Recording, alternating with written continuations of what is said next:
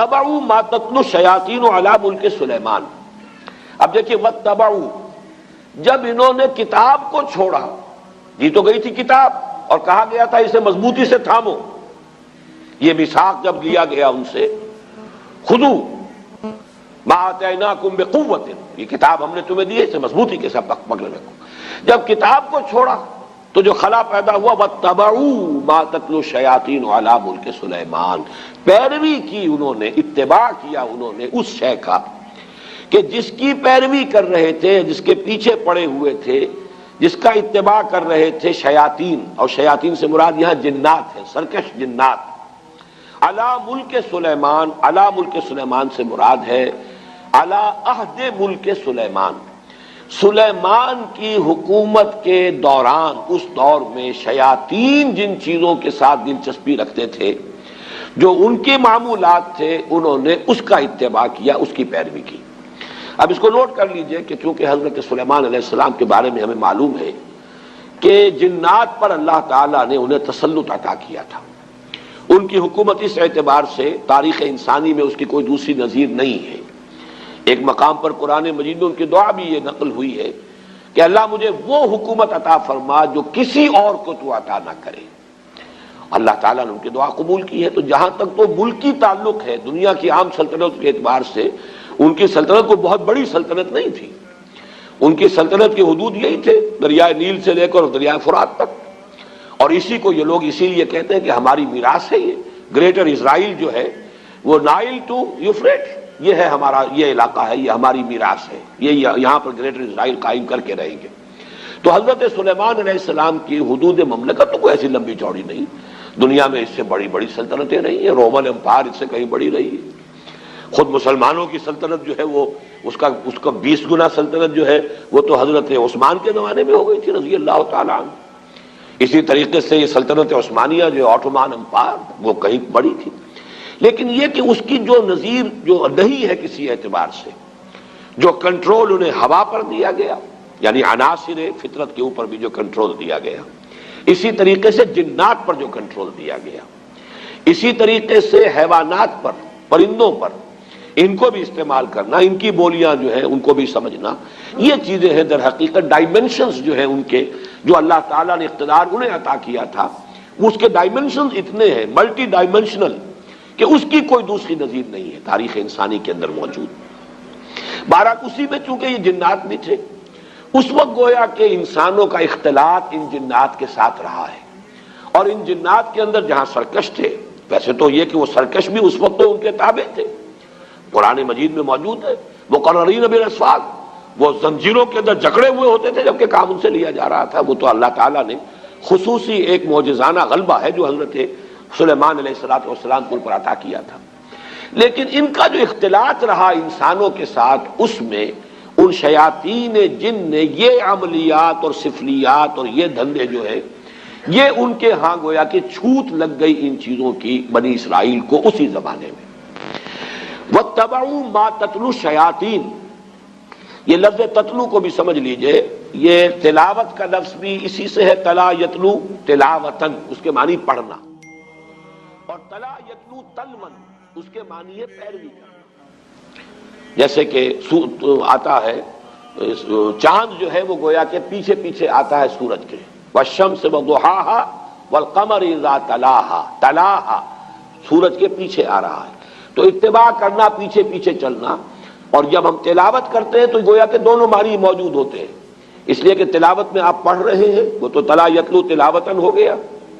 اور تلاوت میں آپ ٹیکسٹ کو فالو کر رہے ہوتے ہیں. بلکہ بعض لوگ جو ہیں تو آپ نے دیکھا ہوگا ان کی انگلی بھی ساتھ ساتھ چل رہی ہوتی ہے، تو گویا کہ وہ ساتھ ساتھ ٹیکسٹ کو فالو کر رہے ہیں. تو یہ دونوں جو مفہوم اس میں شامل ہیں. وَاتَّبَعُوا مَا تَتْلُو الشَّيَاطِينُ عَلَى مُلْكِ سلیمان، حضرت سلیمان علیہ السلام کے عہد حکومت میں شیاطین جن چیزوں کے اندر مصروف اور مشغول رہتے تھے، جو ان کے مشغلے تھے، جو ان کی دلچسپیاں تھیں، جس کی وہ پیروی کرتے تھے، اسی کی پیروی کی یہودیوں نے بھی، اور انہی سفلی اعمال کا جو ہے ان کے ہاں چرچا ہو گیا، چلن ہو گیا. وَمَا كَفَرَ سُلَيْمَانُ وَلَٰكِنَّ الشَّيَاطِينَ كَفَرُوا،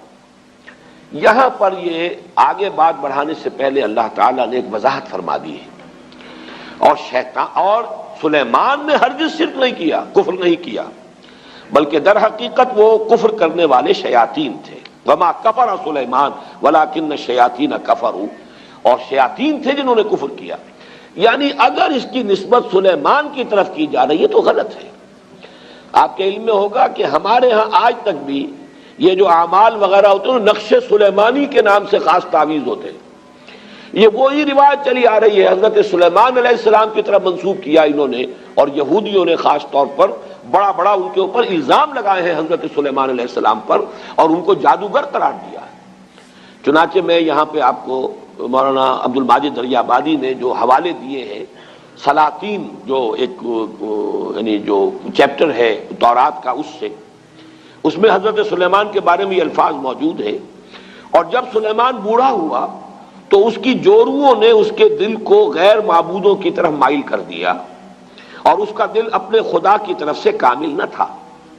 یہ بات حضرت سلیمان کے بارے میں تورات کہہ رہی ہے، معاذ اللہ۔ قرآن مجید میں آپ دیکھیں گے اکثر و بیشتر ایسے جب جملے آ جاتے ہیں کہ جیسے کہ ایک بات چلتے چلتے اچانک ایک بات اللہ تعالیٰ فرما دیتے ہیں، اور اس وقت وہ آدمی کو اگر معلوم نہ ہو تو حیران بھی ہوتا ہے کہ اس بات کے کہنے کی یہاں چندہ ضرورت نہیں تھی۔ جیسے سورہ قاف میں ہے، ہم نے آسمان اور زمین اور جو کچھ ان کے مابین ہے 6 دنوں میں پیدا کیا، وما مسنا من لغوب، اور ہمیں کوئی تکان نہیں طاری ہوئی، ہم پر کوئی تکان طاری نہیں ہوئی۔ مسلمان اس کو پڑھتے ہوئے حیران ہو جائے گا کہ کون شخص ہوگا جو یہ گمان کر سکتا ہے کہ اللہ کو تکان بھی لاحق ہو سکتی ہے۔ تو ایسی بات کی تردید کی ضرورت کیا ہے؟ یہ بات کھلتی کب ہے؟ جب آپ تورات پڑھیں، وہاں لکھا ہوا ہے کہ اللہ تعالیٰ نے آسمان اور زمین 6 دن میں پیدا کیے اور 7ویں دن آرام کیا۔ اب یہ جو آرام کا تصور ہے، یہی ہے در حقیقت ویکینڈ جو چلا آ رہا ہے ان کے ہاں، یہ 6 دن کام کرو 1 دن آرام کرو، یہ تصور پوری مغربی تہذیب کا ویکینڈ کا تصور یہ ہے کہ اللہ نے بھی آسمان اور زمین 6 دن میں پیدا کیے اور پھر 7ویں دن جو ہے اس نے آرام کیا، گویا کہ تکان لائق ہوئی۔ وہاں پر اب وہ چلتے چلتے وَلَقَدْ خَلَقْنَا السَّمَاوَاتِ وَالْأَرْضَ وَمَا بَيْنَهُمَا فِي 6 أَيَّامٍ وَمَا مَسَّنَا مِن لُغُوبٍ، ہمیں کوئی تکان طاری نہیں ہوئی۔ اسی طرح کا معاملہ یہاں ہے کہ چونکہ تورات کے مرتبین نے یہ سب کچھ کیا ہے، حضرت سلیمان علیہ السلام کے بارے میں تو میں آپ کو ایک اور جملہ سناتا ہوں، کیونکہ امام طبری نے اپنی اس جو ان کی علامہ ابن جریر طبری نے اپنی تفسیر میں اس کو نقل کیا ہے، وہ بھی میں سناؤں گا، لیکن ایک دوسرا اور بھی قول جو مولانا عبد الماجد دریابادی نے نقل کیا ہے، سو از بس کہ اس کا دل خداوند اسرائیل کے خدا کی جانب سے برگشتہ ہوا، اس لیے خداوند سلیمان پر غضبناک ہوا، اور اس نے اسے حکم دیا تھا کہ وہ اجنبی معبودوں کی پیروی نہ کرے، پر اس نے اپنے خداوند کے حکم کو یاد نہ رکھا۔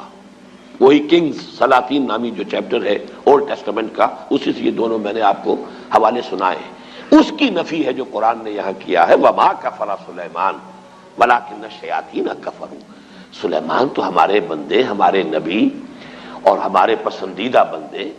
ان کی طرف اس طرح کی نسبت کرنا جو ہے یہ غلط ہے۔ یہ شیاطین تھے، وہاں جنات تھے، اس وقت چونکہ رہا اختلاط، انہوں نے یہ سارا جو ہے کفر پھیلایا، اور یہ سارے سفلی علوم جو ہے وہ ان کے ذریعے سے یہودیوں کے اندر سرایت کر گئے۔ یہاں میں علامہ ابن جریر طبری کا بھی حوالہ آپ کو سنا دوں۔ قال بعض احبار الیہود، علامہ ابن جریر فرماتے ہیں کہ یہود کے بڑے بڑے علماء میں سے بعض نے یہ کہا ہے، وہ یہ کہتے تھے آپس میں، الا تعجبون من محمد، آپس میں گفتگو کرتے ہیں، تمہیں تعجب نہیں ہوتا محمد پر صلی اللہ علیہ وسلم، یزعم ان ابن داؤد کان نبیا، وہ یہ بتا رہا ہے، کہہ رہا ہے محمد صلی اللہ علیہ وسلم کہ ابن داؤد یعنی حضرت داؤد کے بیٹے تھے حضرت سلیمان، وہ نبی تھے۔ وما کان الا ساحرا، وہ تو سوائے ایک جادوگر کے کچھ تھا ہی نہیں۔ سلیمان کی یہ شان ہے جو تورات کے یہ مرتبین جو ہے انہوں نے اپنے ہاں درج کی ہوئی، تو اس کی نفی قرآن مجید نے یہاں کی ہے۔ جہاں جہاں موقع ملتا ہے، جو بھی پردے ڈال دیے گئے تھے انبیاء کی سیرت و کردار پر، یا داغدار کر دیا گیا تھا، قرآن مجید نے ان داغوں کو، دھبوں کو دھویا ہے، اور اس کا بھی ایک خاص سبب تھا اصل میں، کیوں بنی اسرائیل نے اپنے انبیاء کی سیرتوں کو داغدار کیا، اس کا سبب بھی سمجھ لیجئے۔ دیوانہ بکار خیش ہوشیار یہ بغیر کسی سبب اور بغیر کسی مقصد کے نہیں تھا۔ جب ان کے علماء کے اندر اخلاقی زوال آیا، انحطاط آیا، اب لوگ ان پر انگلیاں اٹھاتے تھے کہ تم اتنے بڑے عالم ہو کر، اتنے بڑے مذہبی رہنما ہو کر یہ تمہاری حرکت۔ انہوں نے اپنے دفاع میں نبیوں کے اوپر اس طرح کے چھینٹے اڑا کر کہ یہ تو ہوتا ہی ہے، جب نبی ایسے تھے تو اگر ہمارے ذریعے سے کچھ ہو گیا تو کون سی بڑی بات ہو گئی، ہم تو پھر نبی بھی نہیں ہیں۔ یہ اپنے آپ کو بچانے کے لیے در حقیقت، اور یہ اس کی مثالیں اور بھی تاریخ میں آپ کو ملیں گی، میں زیادہ تفصیل میں اس وقت نہیں جانا چاہتا، لیکن اس وقت صرف یہ وضاحت میں کرنا چاہتا تھا کہ وما کفر سلیمان ولکن الشیاطین کفروا یعلمون الناس السحر، وہ لوگوں کو سحر سکھاتے تھے۔ اب یہ سحر جو ہے، جو کہ شریعت محمدی صلی اللہ علیہ وسلم میں یہ کفر ہے، آگے آ جائے گا، اس کی وضاحت کی گئی ہے۔ جادو ہے تو حقیقت، لیکن جادو کرنا کفر ہے، اگرچہ اس میں اختلاف ہمارے بعض فقہا کا ہے کہ آیا سیکھا بھی جائے یا نہ جائے، یعنی اس لیے کہ بعض اوقات توڑ کرنا پڑتا ہے کسی جادو کا، تو اگر آپ اس فن کے واقف نہیں ہوں گے تو آپ اس کا توڑ کیسے کریں گے؟ اس حوالے سے تو رائے ہے کہ اس کی معلومات اس کے بارے میں حاصل کی جا سکتی ہیں، لیکن بعض فقہا کے نزدیک اس کا سیکھنا کرنا تو ہے ہی ہے کفر، اس میں تو شک ہے ہی نہیں، خود جادو کرنا، لیکن جادو کا علم حاصل کرنا یہ بھی کفر ہے، یہ بھی ممنوع ہے، یہ بھی حرام ہے، اس لیے کہ ظاہر بات ہے کہ وہ ذریعہ کفر بننے والی شے ہے۔ یعلمون الناس السحر، اس کی اصل حقیقت کیا ہے وہ میں ذرا تھوڑی دیر میں آگے جو موضوع آ رہا ہے اس کے حوالے سے بات کروں گا۔ وما انزل علی الملکین ببابل ہاروت و ماروت، یہ ماں جو ہے اس کا عطف ہے واتبعوا ما تتلو الشیاطین، وہ ماں جو آیا تھا انہوں نے پیروی کی اس شے کی جو شیاطین جن جس مشغلوں کے اندر مصروف رہے تھے ان کی پیروی کی، اسی ماں پر، وما یعنی جو انہوں نے پیروی کی تھی ان کی، کہ جو حضرت سلیمان علیہ السلام کے زمانے میں شیاطین جو کچھ سکھاتے تھے اس کی پیروی کی، وما انزل علی الملکین ببابل ہاروت و ماروت، اور پیروی کی انہوں نے اس کی جو نازل کیا گیا دو فرشتوں پر جو ہاروت اور ماروت تھے بابل میں۔ یہاں پہلے میں چاہتا ہوں کہ جو مختلف آراء ہیں وہ بیان کر دوں۔ یہ ملکین جو ہے لام کے زبر کے ساتھ، یہ ہے ہماری جو معروف اور مشہور قرات ہے، دو فرشتے، لام کی زیر کے ساتھ اس کے معنی ہو جائیں گے دو بادشاہ۔ یہ دونوں قراتیں سلف میں موجود ہیں، جو لوگ اس کو ملکین پڑھتے ہیں اس کا مطلب یہ ہے کہ بابل کے دو بادشاہوں کا ذکر یہاں ہو رہا ہے، کہ ان کا یہ شغل تھا جو بھی تھا، جس کا تذکرہ میں بعد میں کروں گا کہ کیا شغل تھا، لیکن ابھی صرف یہ نوٹ کر لیجئے کہ ہمارے ہاں کی مشہور قرات ملکین ہے، اور تقریباً مفسرین کا اجماع اس پر ہے کہ ملکین ہے، یہ فرشتے ہیں دو کہ جو بابل میں اتارے گئے تھے۔ وما انزل علی الملکین ببابل ہاروت و ماروت، اگر تو ملکین پڑھا جائے اس کو دو بادشاہ تو پھر اشکال بہت سے رفع ہو جاتے ہیں، پھر بہت سی چیزیں جو ہیں جو مسائل اس میں پیدا ہوتے ہیں تفسیری ان کا حل ہو جاتا ہے، لیکن جیسا کہ میں نے عرض کیا اگرچہ یہ قرات ہمارے ہاں ہے لیکن اکثر مفسرین کا اجماع یہی ہے کہ یہ ملکین ہی ہے اور یہ مراد اس سے فرشتے ہیں۔ بابل در حقیقت قدیم نام ہے ملک عراق کا، پورے ملک کا نام بھی بابل، اور اس کا جو صدر مقام تھا وہ بھی بیبیلونیا، وہ بھی بابل تھا، اسی کے نام سے پورا ملک جو ہے وہ پہچانا جاتا تھا۔ آج بھی اگر آپ مصر میں جائیں گے تو قاہرہ کو مصری مصر کہتے ہیں، مصر اصل میں قاہرہ ہے۔ گویا کہ اگر کسی سے پوچھا کہ کہاں جا رہے ہیں، اگر آپ نے کہیں اسماعیلیہ میں یا کہیں اسکندریہ میں پوچھا کہاں جا رہے ہیں، مصر، یعنی مصر جا رہا ہوں، حالانکہ وہ مصر ہی میں ہے اس وقت، لیکن یہ کہ وہ قاہرہ کو مصر کہتے ہیں۔ اسی طریقے سے یہ بیبیلونیا، یہ بابل جو ہے یہ پورے ملک کا نام بھی تھا اور اس صدر مقام کا بھی۔ یہ صدر مقام جو ہوتا تھا یہ آج کے بغداد سے 60 میل جنوب میں اسی دریائے فرات کے کنارے پر یہ شہر آباد تھا بیبیلونیا۔ تو در حقیقت وہاں چونکہ اب یہ ذہن میں رکھیے کہ فلسطین مغرب میں ہے، شام کا علاقہ ہے، یہ عراق جو ہے یہ اس کے مشرق میں ہے، اس سے مشرق میں پھر ایران ہے۔ ان تین ملکوں کے ساتھ جو ہے معاملہ رہا ہے یہود کی تاریخ کا، کہ یہود پر جب نبوکدنضر جو تھا وہ بادشاہ تھا بیبیلونیا کا، عراق کا، اس نے حملہ کیا تھا 6 صدی قبل مسیح میں، اور اس کے بعد جو اس نے یہ یوں سمجھیے کہ تقریباً حضرت سلیمان علیہ السلام کے 300 برس بعد، حضرت سلیمان کا زمانہ تو یہ تو گویا کہ تاریخ بنی اسرائیل کا جو ان کا گولڈن پیریڈ ہے، سنہری دور، اس کا نقطہ عروج ہے حضرت سلیمان کا دور۔ حضرت سلیمان کے انتقال کے ساتھ ہی ان کی مملکت دو حصوں میں تقسیم ہو گئی، دو بیٹوں کے مابین، ایک شمالی اس کا نام اسرائیل تھا اور ایک جنوبی اس کا نام یہودا تھا۔ یہ دو مملکتیں بن گئی حضرت سلیمان کے انتقال کے فوراً بعد۔ زوال شروع ہوا، پہلے وہ اسرائیل تباہ ہوا، پھر یہ یہودا بھی جو ہے تباہ ہوا ہے نبوکدنضر کے ہاتھوں، اور ہیکل سلیمانی مسمار ہوا، 6 لاکھ آدمی اس نے قتل کیے، یہودی 6 لاکھ کو قیدی بنا کر لے گیا۔ یہ جو قیدی بنا کر لے کر گیا ہے، اور یروشلم میں ایک متنفس باقی نہیں رہا۔ یہ کیپٹیوٹی کا دور جو تھا، اس دور میں انہوں نے جو عراق میں جادو والا معاملہ تھا یہ وہاں پر جا کر سیکھ لیا۔ گویا کہ 2 آتشا ہو گیا یہودیوں کا معاملہ، یہ جنتر منتر، جادو، عملیات، سفلیات، آکلٹ سائنسز ان کی جتنی تھی۔ ایک تو یہ کہ جو پہلے سے فلسطین میں موجود تھا یہ معاملہ، یہ انہوں نے وہاں سے شروع کیا۔ حضرت سلیمان کے زمانے میں ان جنات سے سیکھ لیا۔ اب ظاہر بات ہے کہ مکھی کی سرشت ہے، وہ گندگی پر بیٹھتی ہے، جن کی مزاج کے اندر گندگی ہے وہ تو جہاں سے بھی ہوگا گندگی اس کو حاصل کر لیں گے۔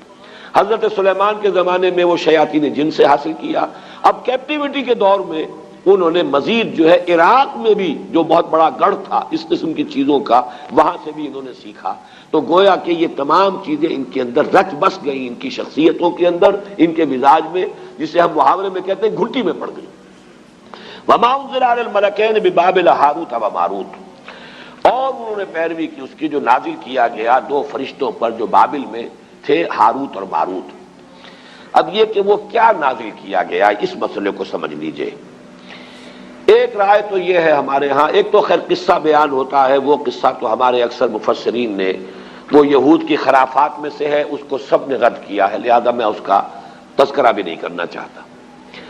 عام طور پر جو بات کہی جاتی ہے وہ یہ ہے کہ اللہ تعالیٰ کی چونکہ ایک سنت ہے کہ کسی قوم پر عذاب سے پہلے پھر آخری امتحان، کوئی آخری ٹیسٹ، آخری فتنہ کہ جس سے ان کے اندر کتنی کچھ خباثت آ چکی ہو وہ ظاہر ہو جائے،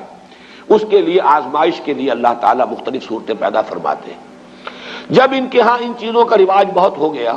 تو اللہ تعالیٰ نے 2 فرشتوں کو انسانی شکل میں بھیجا، اور وہ فرشتے جو ہیں وہ ان کو کچھ وہ جادو وغیرہ کی تعلیم دیتے تھے، لیکن کہہ دیتے تھے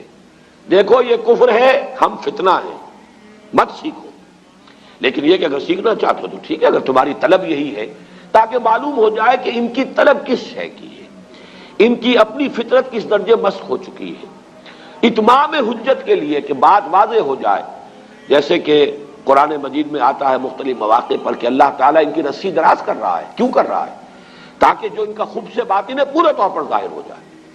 تاکہ پھر یہ پوری طرح سزا کے مستوجب ہو جائیں، مستحق ہو جائیں، جو سزا ملے وہ واقعتاً ثابت ہو کہ یہ ان کی خباثت اسی درجے کی تھی کہ اتنی سزا انہیں ملنی چاہیے تھی۔ اس معنی میں گویا کہ آزمائش کے طور پر، چنانچہ یہاں کے الفاظ پڑھ لیجئے، وَمَا يُعَلِّمَانِ مِنْ أَحَدٍ، اور وہ نہیں سکھاتے تھے کسی کو کچھ بھی، حتیٰ یقولا، یہاں تک کہ وارن کر دیتے تھے، انما نحن فتنۃ فلا تکفر، ہم فتنہ ہیں، آزمائش ہے، تو تم کفر مت کرو، کفر مت سیکھو، کفر سے دلچسپی نہ رکھو۔ لیکن ان کا حال کیا تھا؟ فَيَتَعَلَّمُونَ مِنْهُمَا،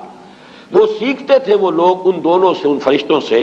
مَا يُفَرِّقُونَ بِهِ بَيْنَ الْمَرْءِ وَزَوْجِهِ، جس سے تفریق کر سکے وہ کسی شخص اور اس کی بیوی کے مابین۔ اب سفلیات کا علم جو ہے وہ تو آپ کو معلوم ہے آج بھی جادو ٹونے ٹوٹکے انہی چیزوں میں چلتے ہیں۔ کسی کے گھر کو اجاڑنا ہے، کسی کے ہاں اولاد نہیں ہو رہی ہے تو وہ دوسرے کے ہاں کی اولاد جو ہے وہ بھی اس کو کھل رہی ہے، اس عورت کو، اس کی اولاد مر جائے اور مجھے اولاد جو ہے وہ مجھے ہو جائے۔ یہ سارے ٹونے ٹوٹکے جو عورتوں کے چل رہے ہوتے ہیں وہ اکثر و بیشتر انہی چیزوں کے اندر ہے۔ قرآن مجید نے بھی وہی جو سب سے زیادہ دکھتی ہوئی رکھ تھی اسی کو پکڑا ہے، فَيَتَعَلَّمُونَ مِنْهُمَا مَا يُفَرِّقُونَ بِهِ بَيْنَ الْمَرْءِ وَزَوْجِهِ، بجائے اس کے کہ گھروں کو آباد رکھیں، گھر ہنستا بستا ہے، شوہر اور بیوی کے مابین موافقت ہے، یگانگت ہے، گھر آباد ہے، تو بجائے اس کے کہ وہ اس کو دیکھ کر جو ہے خوش ہو، اس کے اندر کوئی فساد پیدا کرنا، کوئی اختلاف پیدا کرنا، ان کے درمیان کوئی دنگا اور لڑائی کی شکل پیدا کرنا، تفرقہ پیدا کر دینا۔ یہ بھی ہو سکتا ہے کہ کوئی شخص جو ہے کسی عورت کی سے خود شادی کا خواہش مند ہو اور اس کے لیے اس نے یہ سارے جو ہے ہتھ کنڈے کیے ہو، ما یفرقون بھی اب بھی جو تعویذ بکتے ہیں محبوب قدموں میں آ کر گرے گا، تو وہ تو تعویذ جو ہے وہ انہی چیزوں کے لیے، تو وہ یہ تعویذ و گنڈوں کا کام جو ہے سب سے زیادہ جو اس میں ہاٹ کیکس کی طرح بک